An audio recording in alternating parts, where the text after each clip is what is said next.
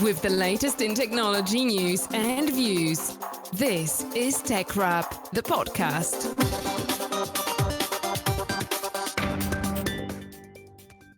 This is TechWrap, the podcast. We're online at techwrap.net. You can email us as well, mail@techwrap.net. Hello, William.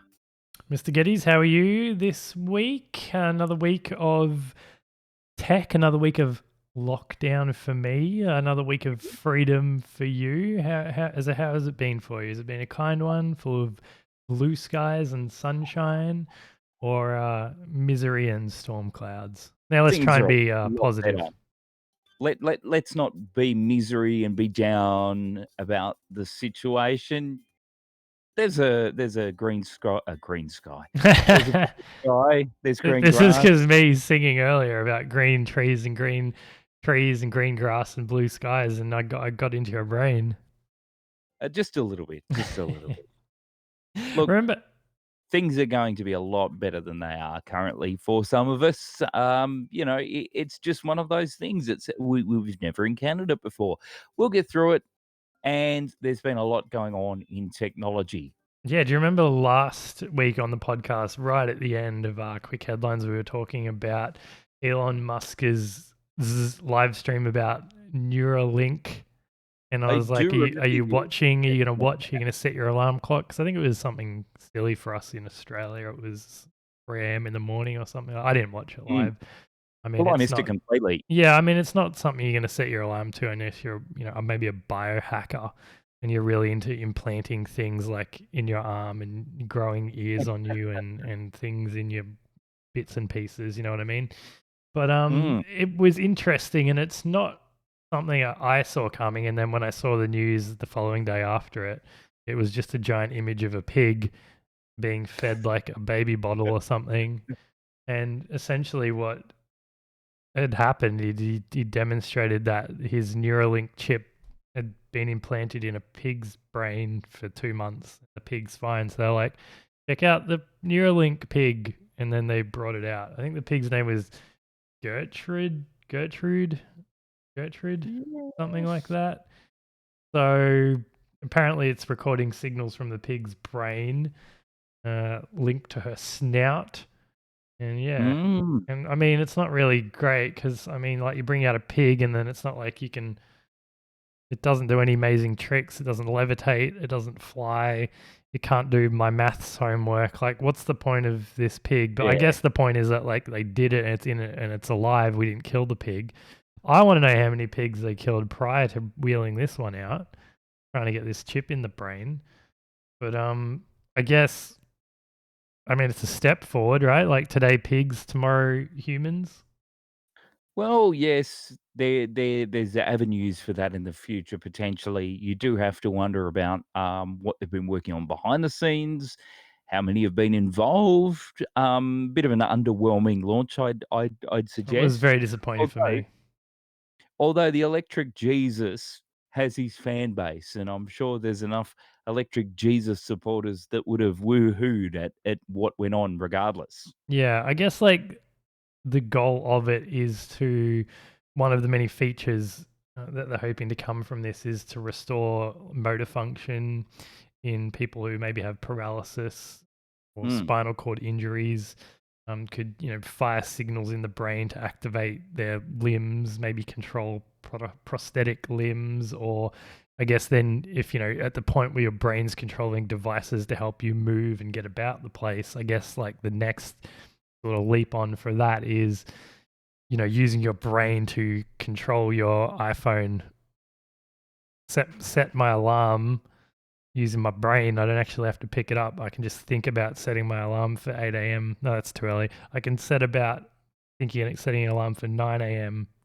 right? And then it will automatically set the alarm on my phone without me having to pick it up. So that's probably the most boring use case that I've picked out for having a chip in your brain.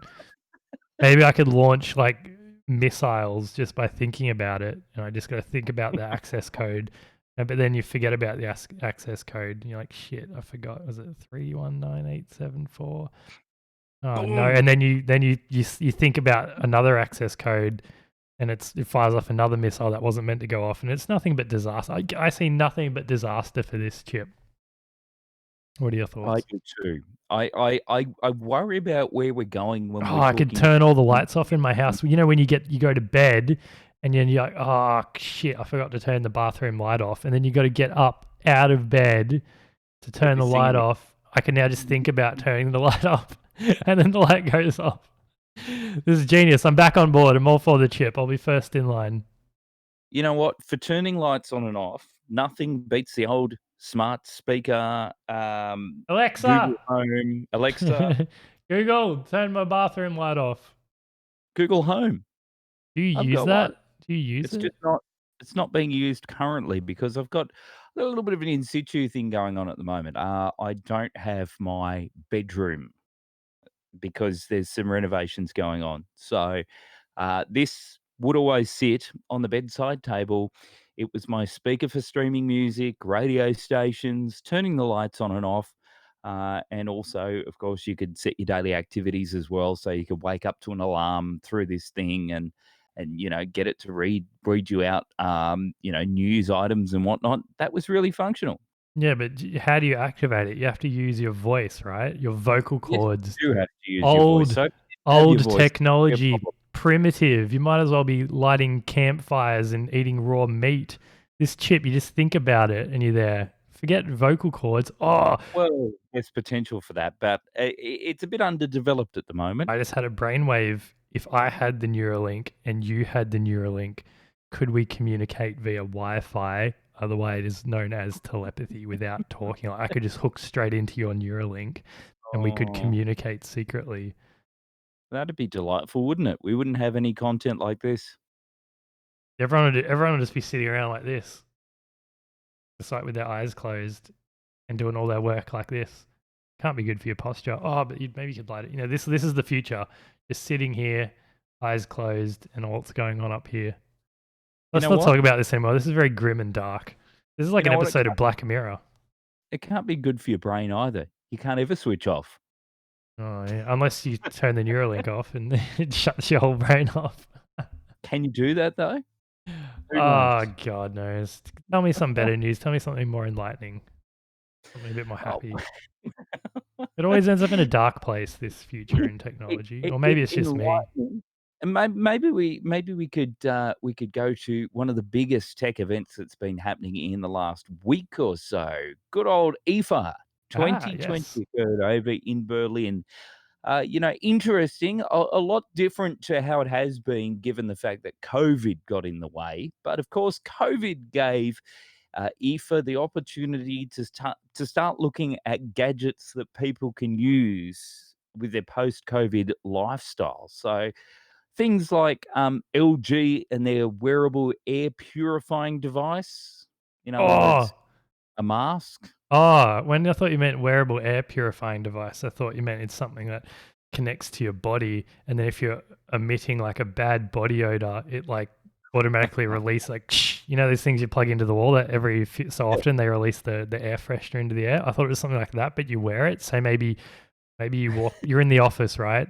And you're walking past all the cubicles and you accidentally let, something out that that you don't want people to smell. But luckily you're wearing the new wearable and it emits like a nice rosy mist that follows you instead of an unpleasant smell. Well, it could be very useful, but in areas with smog, in areas where people are worried about a COVID infection, this could be nice for some people. So It's got, how does it differ from say your standard mask that you'd pick up at the well, chemist or something? standard mask, standard fabric mask is just literally a 3-layered device. It's got a strap on it, so you can put it on your head, and wear it normally. It needs to be cleaned quite often. These devices they're electric powered. They've got a battery in them. They can have fans so that the fan blowers can run on your face, and you don't have to do as much heavy inhaling like you would with a fabric mask. It Jeez. also has double HEPA filtration as well, so you've got a different type of filter rather than just a a standard old layer of fabric. Apparently, the case has a UV lighting system to be able to clean the mask so that you're not needing to go through excessive processes to make sure you've cleaned it up for use every time as well.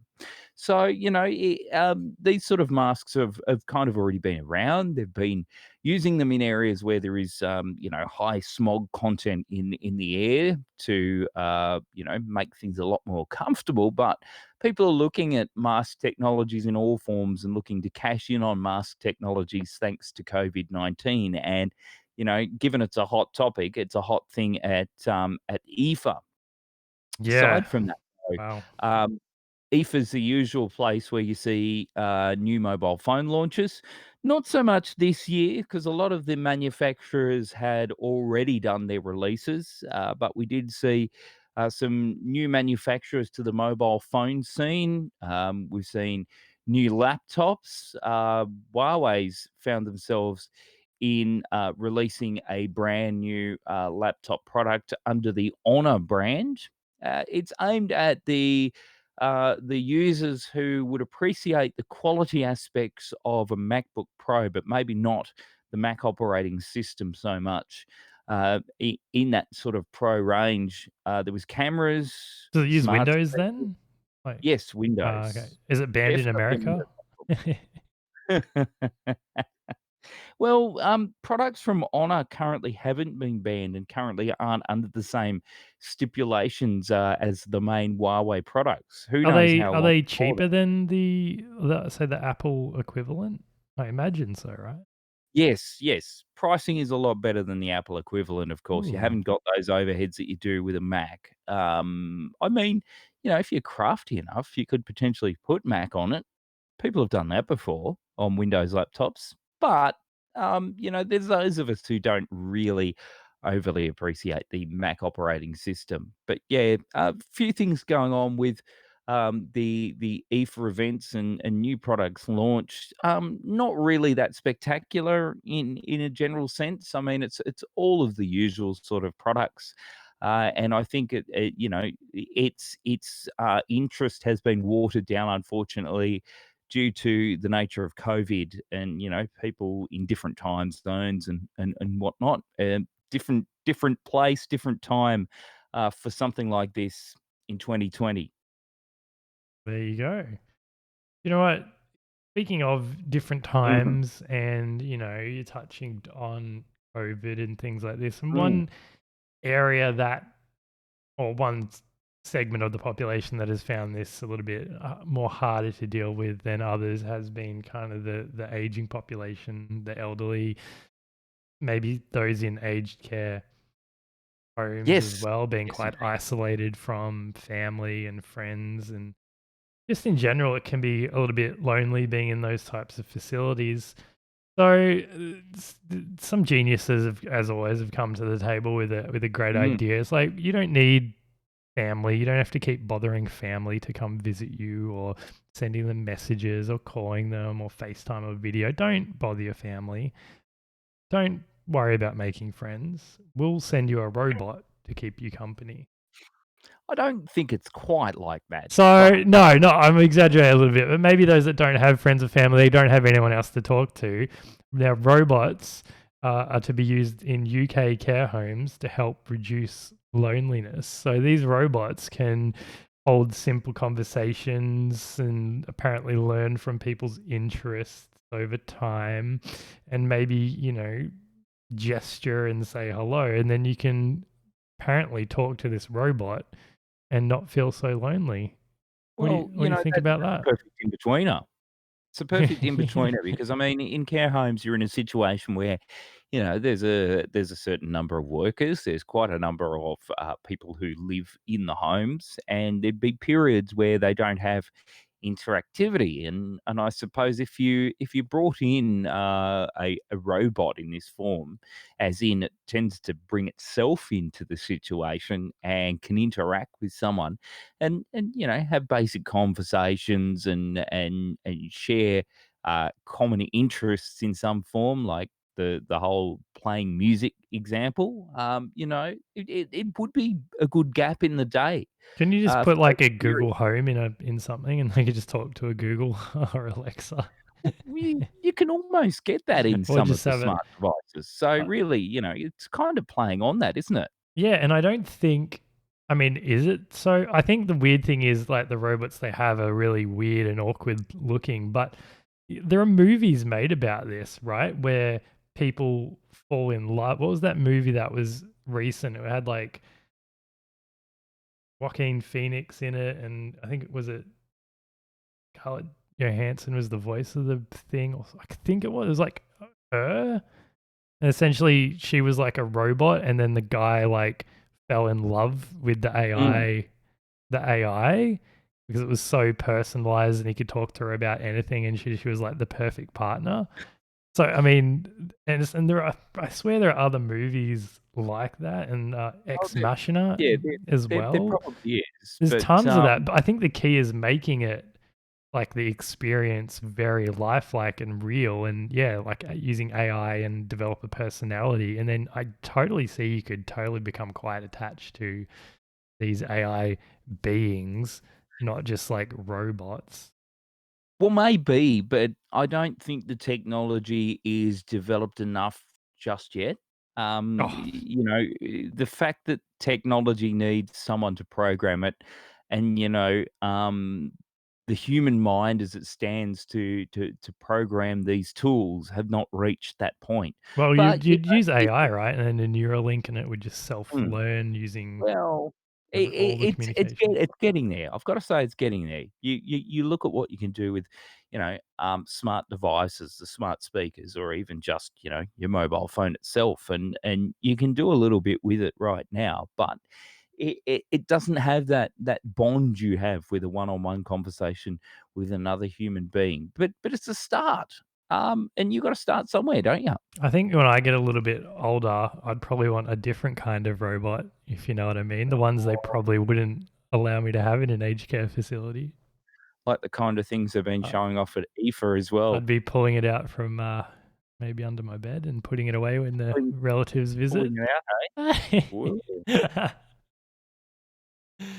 uh, anyway, what, Terrible, terrible, terrible. what else you got going on over there? Another thing that's been terrible, I've got to say, is the amount of, hacking activity that's going on and Oh, and and not being detected well enough as well. And to have it happen with a government agency is, not too impressive. This one has been, doing the rounds today, actually, at the time of recording this podcast.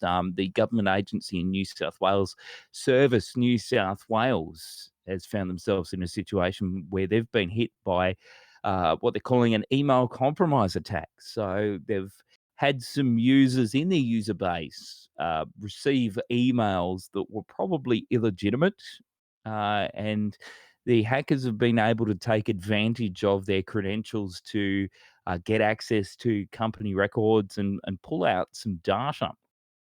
They say the count for users that were affected was over 40, and they managed to pull out a sizable amount of data in this particular hacking attempt as well. Uh, it was something in the range of 738 gigabytes of data out of the Service New South Wales network, which, given that they're the people that administer driver's licenses, road registrations, fishing licenses, grants in some cases as well. It's a sizable thing, and it's really surprising that the organisation did not note the kind of traffic that would have been going out on their networks or through their virtual servers at the time of this sort of stuff happening. They reckon it's potentially affected 186,000 New South Wales customers, which is a sizable number. And those customers are being informed by a registered letter in the mail. You can't trust email at the point where email becomes the conversation about how the system was breached. They do say it's in the hands of the police at this point as a cyber attack. But 738 gigs of data across their equipment. Would you not see that happening?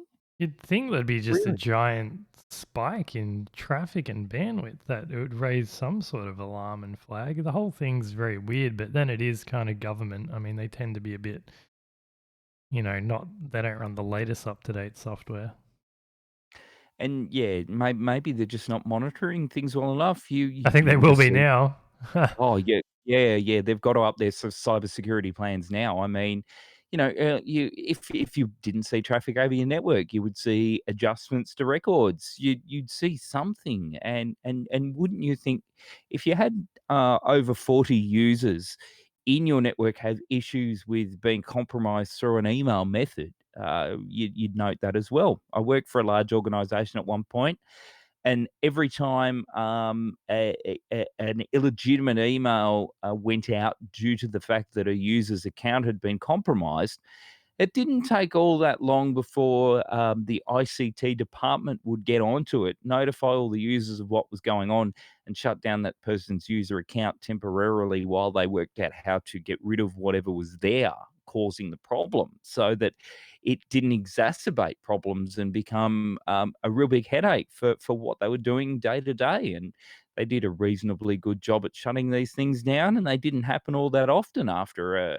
period of time as well. So it kind of makes me think, well, where did it go wrong? Yeah, I Really, think it's where just did it go wrong? bureaucracy and processes and paperwork and licensing for a certain product over X amount of years. It's pure red tape that holds those sort of, government departments and those big organizations back.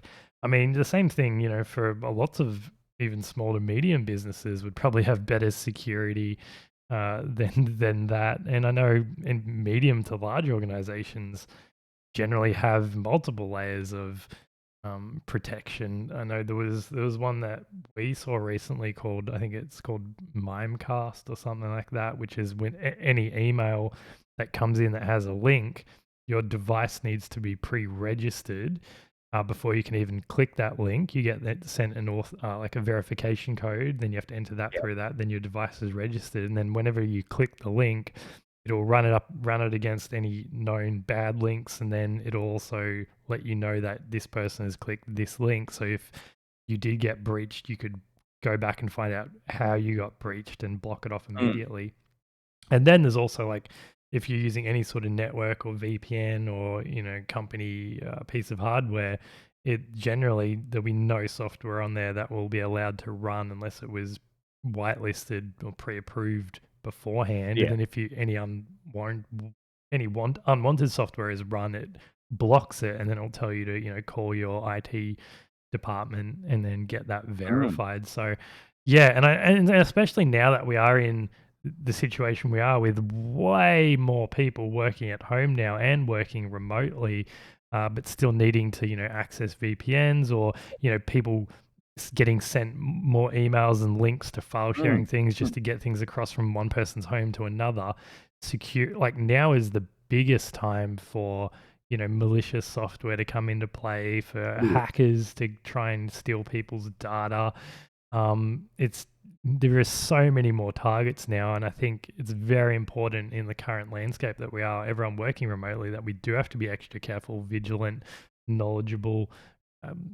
All small to medium businesses need to be running at least some basic, education around, Yeah. not clicking weird links, or checking that the email address, if the email looks a bit funny, to check who the sender was, and all this sort of stuff. This is the world we live in now, and as we do more and more sort of stuff remotely and access all these, services, I think we really need to be a lot more vigilant moving forward. And stuff like this is a bit of wake up call for those departments. And I think people don't really realize how big of an issue it is until they get Mm. breached or attacked, and then they take action. But you really got to be proactive. But try convincing like the mum and pop, you know, run business down the road to upgrade their IT security when they're just trying to sell some shoes online.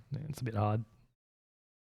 Even the process of them, selling shoes online would have been a big challenge to get to. So, but, it's it really reinforces that idea that if you don't have all that much of a clue of this sort of thing, it's worthwhile for you to spend the money, even if it's only for a couple of visits, to get someone who has the expertise to give you the right, direction to steer in, so that you don't become the next risk to, security of people's information when you're doing some sort of online transactions.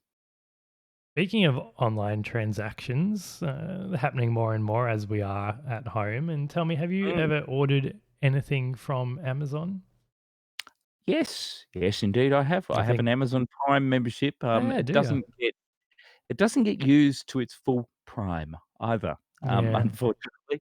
But yeah, I do utilize it. Yeah, so I think nearly everyone's at least heard of it, and then most people have probably ordered something off Amazon at some point in their lives. But recently, Amazon have taken down 5 stars, what they call 5-star fraud in the UK. So it was a bunch of people that were top reviewers, and like we all know this happens. We all Yeah, know that essentially being paid to leave 5-star reviews for things and inflating the 95% positive 5 stars or 4.7 stars, 800 reviews, whatever. Like how much do you invest in a good review before you purchase a product? Are you the type of person that this is the product I want, and then you scroll down to mm. the reviews and see what people say, or do you ignore that because you've done the product research beforehand? I will do a lot of product research before, and I'll also look at a few different review sites, because this is the very reason why I can't trust a review on a platform where I might be buying it. Given we're in Australia, I'll go on to productreview.com.au, which seems to be a reasonable database of people, varying groups of users. I've already researched what I'm looking for anyway. So, I do look before I jump. Yeah, but a lot of people don't. They kind of Don't. like look Yeah, around for products and they'll scroll down the reviews, and it's that's really good right. sort of social proof and like, yeah, this product's really good quality, good build, whatever, 5 stars, good things. In May, 58% of products on Amazon in the UK seem to have had fake reviews. 58%. It's a staggering number. Well, 58 is well over half of them. And some of these people, like they looked at someone's account who's reviewing it, and it'll be like a review every few hours across all these random products. And a lot of them are like, from China. So what they'll essentially do is they'll agree on a price for the review, then they'll send you the product for free, and then you can be like a verified reviewer. You might even take pictures, whatever, and then or no, you might buy the product, they send it to you, then you do your whole review and leave it, even if it's crap quality, whatever, you just say it's amazing, you don't even look at it, then you ship it back to them and then they issue you a refund. So you're not actually paying for the product, you're just getting it to get the verified review thing or to show you've actually had the product to give your review more weight. They'll pay you for that positive review regardless of anything, and then you send it back so you don't pay for the product itself. And so I think there is quite a big market out there for these fake reviews, and they've been around for ages. But I think maybe because we're all at home now, and people have more time to look into this sort of stuff and take action. But yeah, that's a staggering number. I always knew it happened, but I didn't realize it was that high of a percent. Now, if that's in the UK, I think it's safe to say it would be similar-ish numbers in the US and also Australia. Why not? Well, you would be thinking that, and you wouldn't be surprised if you did hear that was the case. But mind-boggling that that sort of stuff can happen to that scale. I think next time you look at a product online, and not just Amazon, like this can happen on any Everywhere. platform that you Mm, can leave reviews or a star rating. I think it's very important that you always take reviews with a grain of salt. Don't let them mm, be the only reason you buy the product. Like, do your product research independently of the website you're buying it from. So don't just rely on Amazon or eBay yeah. or some random other shop. Like, get a ton of different opinions. Maybe actually look up a YouTube review of someone who actually had the Mm. product, or a blog that had the product and shows them so do lots of independent research, and then combine all that, then purchase the product. So I'll be definitely a little bit more vigilant when I next time something's like 4.8 stars, I'll be like, is it? Is it Yeah. really? Is it, or are you just pumping up your tires? So a good way to Which go they about could it. be doing. Could be doing. I wish the NBN would finish pumping up their tires. They Mm. pump up their tires and say they're done Aren't with they done already? Aren't they finished? Is the building their rollout network. done? No, well, yes, but no, Yeah. if you know what I mean. They have 126,000 or more fiber to the node premises that still can't reach the mandated speeds, which is minimum 25 megabits, which isn't that fast. That's a download. Yes, that's download speeds. Do you have NBN at your place? Yes, I'm in the country. We are on a fixed wireless service, which means we have a tower a few k's away from us. We have a little dish on our roof. Well, it's not a dish; it's more like a panel, and that panel's connected back to the tower. Our download speeds are not too bad. I think we usually get between about 56 megabits, and it might go up as far as about 67 on occasions. So download is good. Upload is another story. We suffer from an unfortunate thing where the government decided that more people download than upload. So therefore, they made adjustments to what they were doing. So when we signed up originally, we were on 18 megabits upload. Now we get between 3 and 6 megabits. Wow, If that's very we're good. significant. And it's so ironic too, like the whole NBN thing. And when they were planning it out, it's like, oh, God forbid we actually rely on this network to run our Mm, economy. And now, global pandemic, and everyone's working from home, needing to utilize both download and upload. And yeah, over 100,000 people still not even meeting the minimum. Probably countless people having connections issues, dropouts, even though they're connected to the NBN. Issues to the node or a dodgy install, yeah, and just the limitations also of doing like the fiber to the node instead of fiber to the curb or the house, which is just a giant mistake. And really, imagine if every house had fiber to the curb at least, yeah. or every house had fiber directly to the house. If that was the infrastructure, we would be in a really good place now to operate our entire country remotely. And God, I hope in the next election, they really have a go at the other side for not putting that into play and really showing that it's something There's that got should to have be been done. change. It's down part. Well, it's in part down to the government of the current era and the ideas they had in being able to cost save, which hasn't quite worked out, and the ability to allow the government to have a fair old say in what goes on, even though they have their own boards and they have their own functions. You don't only have to think about the fact that people are working at home during this COVID era. When you look at the situation for those of us rural customers who are on a fixed wireless service, some of these people have always been working at home because they're on properties, they're farmers, and to have your upload cut in half means that it takes longer sometimes for you to get your job done. There Echo. are people that I know who work in even more remote places that use satellite internet connectivity to conduct their day job because they might live out in the Dust Bowl in the middle of central Australia. And while we can't put a fiber in that location, we should be able to provide an adequate satellite service. Another thing I've noticed from what I've looked at so far about minimum speeds and guarantees and requirements, they get away with the one thing that could let the whole situation down with reporting slow connectivity.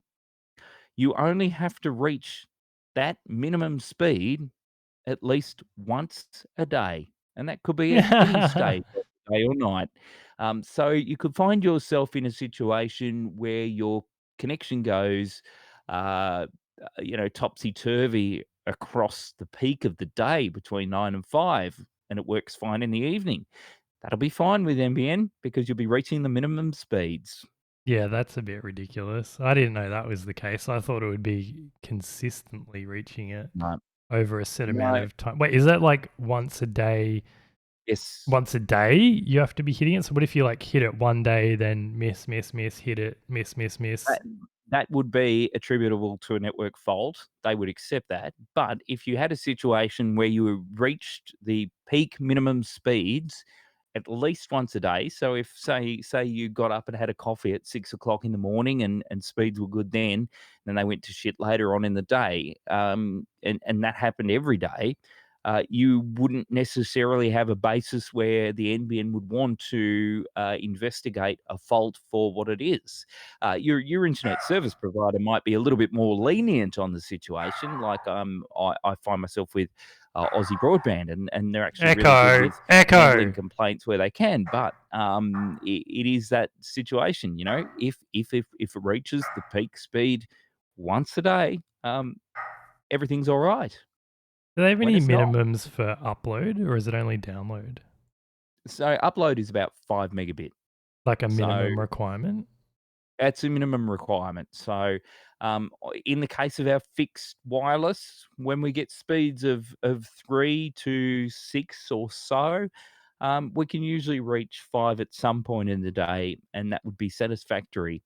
And currently, as far as I can tell with fixed wireless, based on all the conversations I've had with people who have been investigating why they can't get the full 10 megabit or even to the theoretical maximum, which would be about 9, um, they've said that investigations have been done. People have swapped antennas, and basically, no one has a full idea about what's gone on when they've been trying to reprioritize their fixed wireless network. But yeah, there's still a number of customers, regardless of the technology, that find themselves in a situation where it's not what they thought it was. And some of those customers would really be regretting switching from ADSL, which in some cases, in some areas, actually worked quite well before all this come about. Yeah, in some areas. Yeah, you're right. Some Um, areas.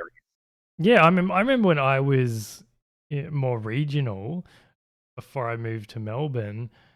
The regional area that I was living in previously actually had NBN and all set up ready to go, and I was living maybe 20 minutes from the Melbourne CBD, and I had to Mm, wait another year after I'd had it already in regional to then have it set up in Metro Melbourne, which just blew my mind. Like, surely they would develop the infrastructure in the cities first and then build out to the regional areas, but I guess there well, was no rhyme or reason, or maybe they thought, "Oh, we could probably get jobs done quicker in regional because that's there's the less thing. complication, less houses, maybe, and it will look better on our numbers." But to me, it was like I was going from a regional town to like Melbourne, and I was going from NBN to ADSL with 0.8 megabits down. I mean up, sorry, and like Mm. maybe eight megabits down, and then 0.8 up, and I just couldn't do any work. It was that, and I had to wait a year to get it. It was like Less insane. concrete, less tar, less NIMBYs complaining about where they're going to put things as well. I think comes down to a lot of the factors, especially did in the case of where they've put towers for these fixed services. I know there's areas where people rejected it because they thought it might be a blight on how everything looks around the place, forgetting the fact that they might have better internet connectivity if it does get put up. But they did a lot of regional rollouts and they did them pretty fast. The areas that we have lived around in the past, the rollouts when they did happened within about a year or two, and most people got some sort of connectivity. So, and they're reaching what they call the end, but really it probably isn't the end. And a little bit to do to fix up where it's not working as well as it should. As long as they keep looking at it, Yeah, that'll I be a good think thing for I all. think it's going to be one of those things that just go on forever and ever. Really, the next thing will be like, oh, we decided to upgrade to fiber to the curb now, but then it'll be another 5 to 10 years of us complaining about, oh, we haven't got the fiber yet. Isn't the rollout of the fiber terrible? Uh, it's going to be an ongoing delay. Maybe we'll get there one day, or maybe we should just move to a one of those European countries that have huge download and upload speeds for, $10 a month or something like that, and just move over I there tell where you it's already where is done. a pretty good place, the UK and even rural UK, where the governments and the telecommunications providers have failed. They've allowed the common man to get their cooperative together and roll their own cable. So that's quite neat, and you can do it. But Yeah, I'm just we're gonna. we're I'm gonna. stuck by regulations here in Australia. Yeah, maybe that's a good idea. Actually, maybe I should just roll out some cable from the node and just wind it out back to my house and plug it straight into my computer. It might look like some of Put the up installations some we've seen. put up some witches hats so cars don't roll over the cable, and Roll away it we up go. through a tree, Yeah, bit actually, of that's not a good. bad idea. Go through the sky. Oh well, we'll see what happens, I guess. Um, Ever since we started this podcast, we've been talking or touched upon Uber. We did. They've We always have. It's been an You did last ongoing. week, didn't we? Yeah, it's an on. Did we already talk last week about Uber? Well, yeah. Last What episode was we it? did. What was it? Can you remember? I can't I quite can't remember. remember either. But it seems like we always are talking about Uber. Uber likes that. That's good, yeah, because and I think we said this years ago. They're always innovating, coming up with new things, or they're in the headlines for either good or bad. I remember ages ago we talked about Uber Boat. I wonder whatever happened to Uber Boat. That was a fun idea. It sunk. Yeah. Hop-on. We need some crickets or something sound effect. And then there was the other thing was the Uber.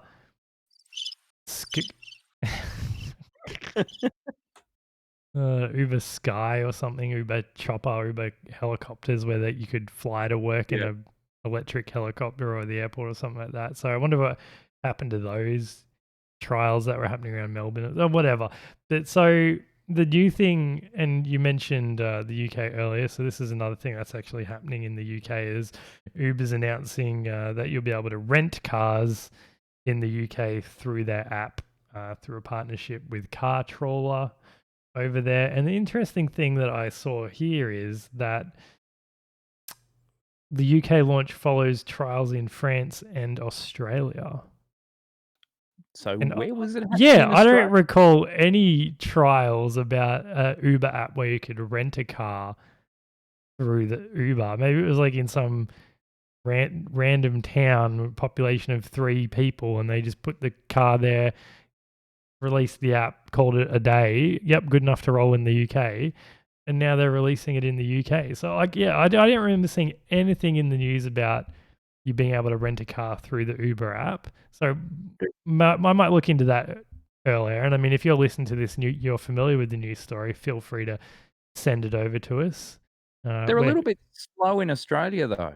Yeah, it was very weird. There's already services out there.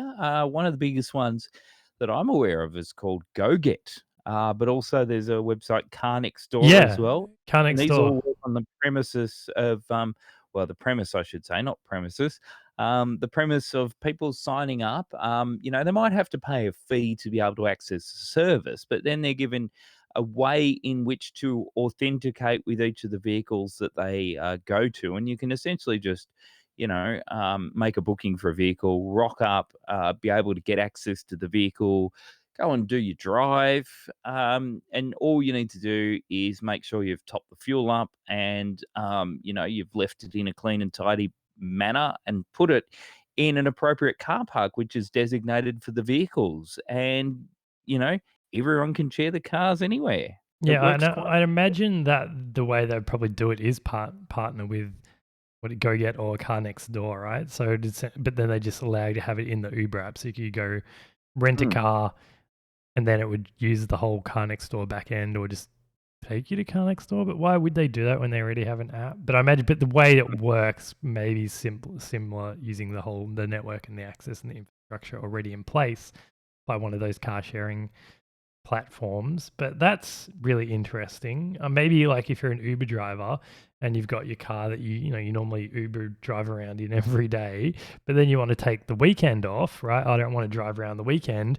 Maybe you can just set that car up that you would have driven Uber passengers in and set it as a rental, and then it pops up on the thing, and then anyone in the area, if they just need to rent a car for the day, they can rent that car that you otherwise would have been driving, but now you can relax and you can Yeah. still get some income by someone else driving that car.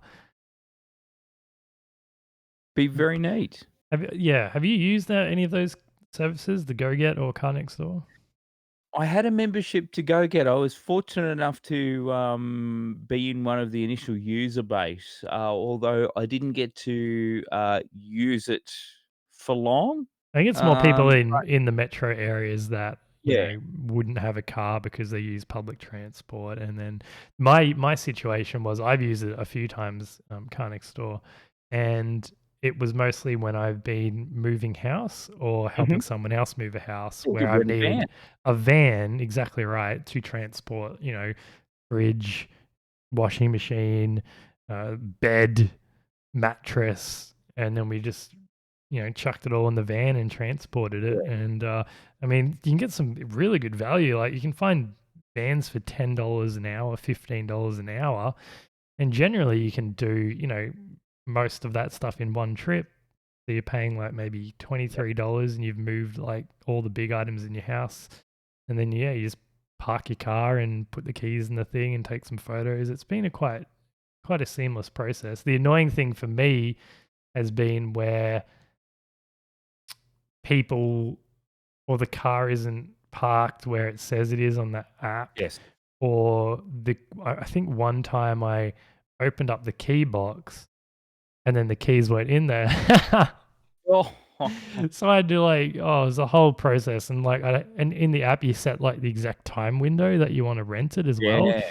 So I'd rocked up, I've undone the thing, looked for the key, it's not there. Meanwhile, the time's ticking along. So then I Mhm. called the owner of the car up. I said, "Oh, hey, where's the key?" And he's like, "Oh, I took it out I was going to clean the car or something, but then like it was still available on the app." And he's like, I'm 10 minutes away. I'll come around and drive you and give you the keys." And meanwhile, I'm just standing around on the curb waiting for this guy to come around and give me the keys to the van. And my time's Jeez. ticking over. So I tried to call them up and say, "Look, this is what happened. Can you please extend my time without charging me?" And other times, like I'll get into the car or the van. It sounds like I do it all the time. Not really. It's been 3 or 4 times, but where you're meant to fill it up to like a quarter tank of Yeah. fuel, and they'd get in, it would be under a quarter of a tank. So then I'd have to Oh, go fill the car up before we even start the journey. And then I yes. have to call them up and say, "Look, it was under a quarter tank. I put in all this extra fuel," and then they have to reimburse you. And then it's a lot easier if you just have a mate with a van. But if you don't, Oh, it's not a bad service. But I mean, I'm sure. I wonder if Uber's going to have all these teething problems, and how seamless the integration will be, and how easily the bookings will be, and access to the car and the price and all that sort of stuff. So that'll be interesting. And what I also find interesting is that they had trials in Australia, but then mm. decided not to roll it out. Well, it says something, don't you think? Well, I think probably because the market's already saturated with like GoGet and Car Next Door, Yeah. that if they rolled out competition, maybe no one would go through Uber, and it's just not worth their time, whatever. But here we are, another podcast talking about Uber, and I'm sure it's not going to be the last. I could definitely see the smarts in someone like Uber releasing a service like this, because I know when I originally had an account with GoGet, I had a physical card, a bit like the good old MyKey. Of course, I've got one of those in front of me right now. So your physical hard plastic card with your NFC chip in it, and you could put that against the vehicle somewhere, and that would authenticate you, so you could get in and do your thing. That's a way better idea than having the actual keys in some Yes. lockbox and add all that Then you're storing inconvenience. the keys in the actual the car, and you're just using the card to authenticate. And being, Uber would have been an app, so you could use your phone, your NFC on your phone. Same sort of idea, much more effective than Car Next Door with the whole find a lockbox and get the keys and all that sort of ho-hum. But, well, they might do it, they might not do it, they might just leave it for GoGet and those guys to keep doing. Yeah, and we'll see how it goes, and we can do some further Mm. research on all the nitty gritty. But that's Uber for you. It is. And I think those are generally the big headlines that have come across us this week. And it's not every headline that we can delve deep into and flesh out and really unpack. Sometimes there are these tech headlines that come out, and the news story is in the headline itself, and it's a little Yes. segment we call quick headlines. And while we don't have a theme song, we extracted some audio from many a podcast ago, which we'll do for the theme song now and could do a bit of work. So Geddes, play the Yeah. theme song. It was a little bit of a draft way back when. These are the quick headlines. These are the quick technology headlines of the week. Geddes, give me some quick Lines. Yeah. Yeah. There we go. Yep. Actually, having listened to that now, I don't think it does need any more work. I think that is cream of the crop, You reckon that's beautiful? polished, produced, high quality audio radio production value. It was recorded in a studio. I recall that much. We need not do any more to it. Do you remember last quick headlines we talked about the Twitter quotes feature? Yes. Well, Twitter quote tweets are now easier to find, and Twitter are officially rolling out this new quotes tweet counter, which lets you easily see every time a given tweet has been retweeted with a comment. So it's rolling out is essentially in all that words that I said. I You, I don't think maybe you don't I've have it yet. Do you? seen it. Oh, you have seen have it? I don't know if we don't have it on our Twitter account So- at TechWrap Australia. Follow us along on Twitter if you are listening. So this is on I can screen. That is, I've got a barely tweet see from that. Tony Tardio, and it says 7 quote tweets. Well, there you go. And I assume you can just tap that, and then it will bring you to ones that have all had the conversation. But I wonder if that'll narrow it down then to conversation to like less retweeters, right? Before you could have like conversation running, maybe people will just want to jump onto that thread. But we'll see how it goes. Anyway, It does on the mobile phone. It's gone into only the conversations that people have quoted. So it's well, not there you working go. very We'll well, make but sure anyway. when we put this out on Twitter, you can quote our tweet. See what Got to be a happens. bit memorable. Okay, Human Forest. They're a brand. Human They're a company. It's not an actual forest full of humans. They got 2.3 million from Cabify founders and others to grow a free e-bike sharing service in the UK, London. So you wonder how it's free. Apparently, there's going to be advertising on the bikes or displayed to you, so you're riding essentially billboards around, but for free. So we'll see what happens there. Well, good luck to them. Unfortunately, the whole e-bike and scooter thing hasn't worked here in Australia because we've got too many idiots, too many village idiots. Yeah, well, there you go. Teamico, a Stockholm-based startup, wants to reproduce office interactions in a virtual environment. How do they propose this manner? Well, they want to foster spontaneous interactions and casual collaboration with a room-based interface where you can move from one room to another. Say, like, I'm going to go hang out with Geddes by the water cooler room, and then we can chat about sports or whatever people talk about. Or let's go to the boardroom and see what's going on there. So it's essentially just like channels that you can go chat with your teammates and make it a bit sprucey. I am envisaging something a little bit like something that I have operated before. I can't remember the name of it for the life of me, but essentially it was a website, and you had a bobblehead, and you could put the picture in the background of whatever you wanted. So you could have like a little map of different rooms that you could go to, and you could move your head back and forward between people that were scattered around the room, and you would only hear the conversation or conversations closest to where you are. So it was essentially a bit like being in a room. So you could move around the room and have the conversations, And you could also add extra things, like you could add a YouTube video or you could stream something and you could just pop these little objects in and it could be part of the room to give you some sort of you're in a room, you're with people kind of Yeah, but like you don't activity. really want to do that with your workmates. Generally, half the time you spend in an office is avoiding talking to people because you don't like them. You don't want to actively go into the water cooler room with a bunch of people and Greg from accounts that you don't want to talk with because he's so boring. He's just going to talk about his 2-year-old child, how it kept him up all night and the diarrhea nappies. Like, I'm not relating to that. That's not interesting, Greg. Stop talking about your child. So, like, and we've tried things at our work to try and foster these spontaneous casual interactions, and they just never work. It's like, not the same. It's like forced. It's forced interactions. It's not casual and spontaneous because it is prearranged.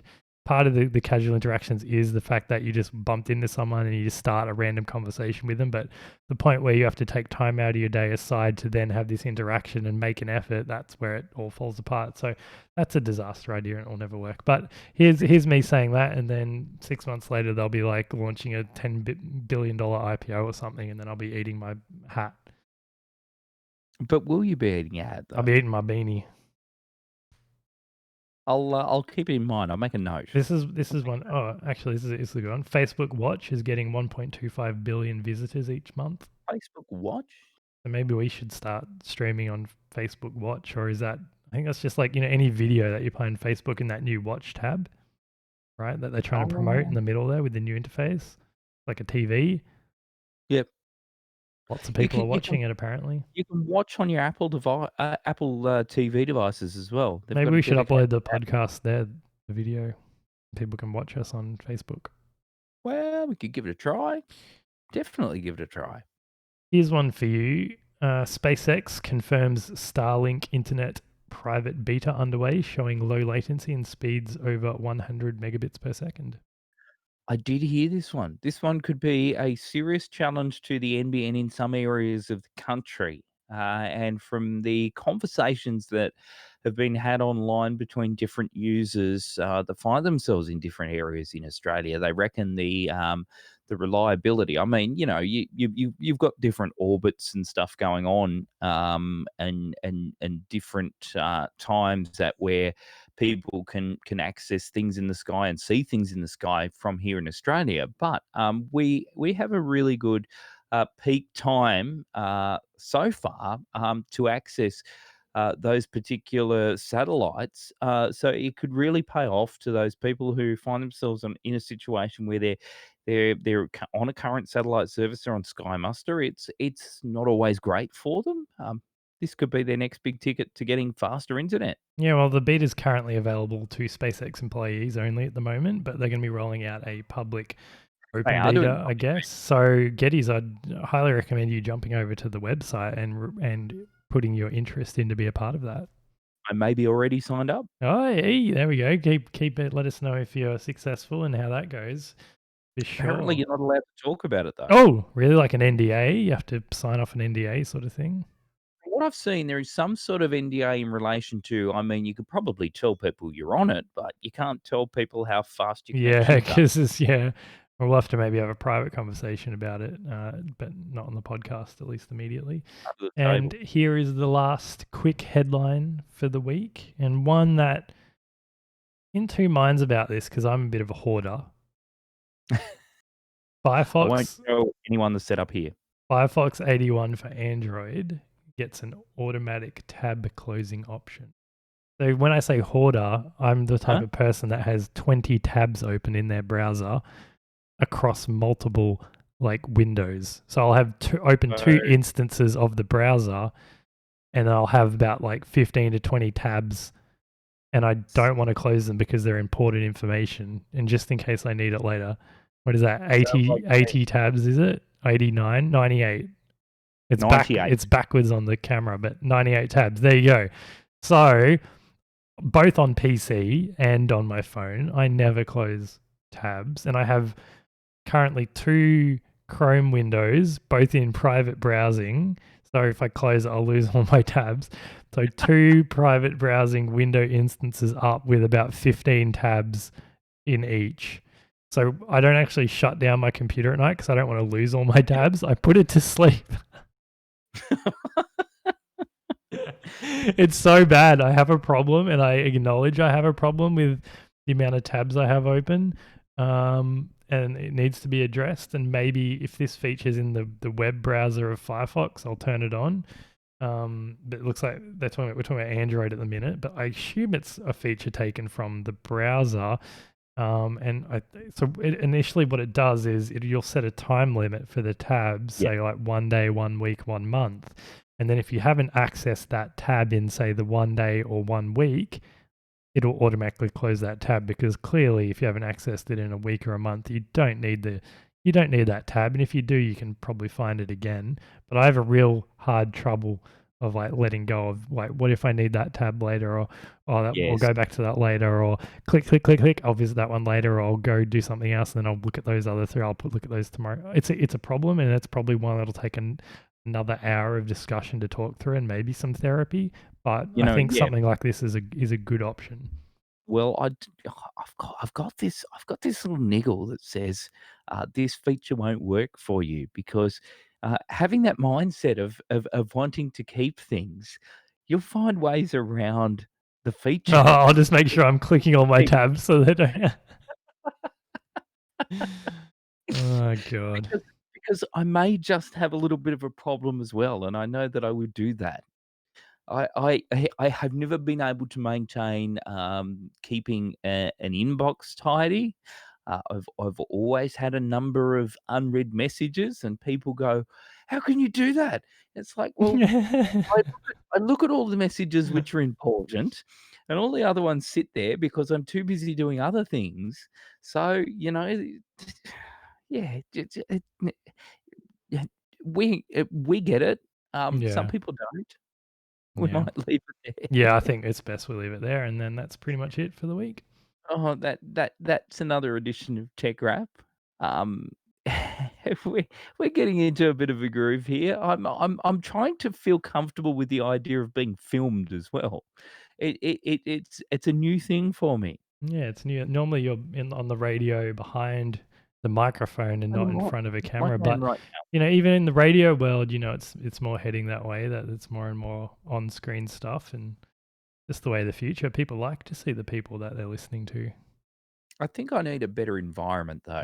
And we both do. Well, maybe once we're not Of stuck in confinement, we'll get into a studio.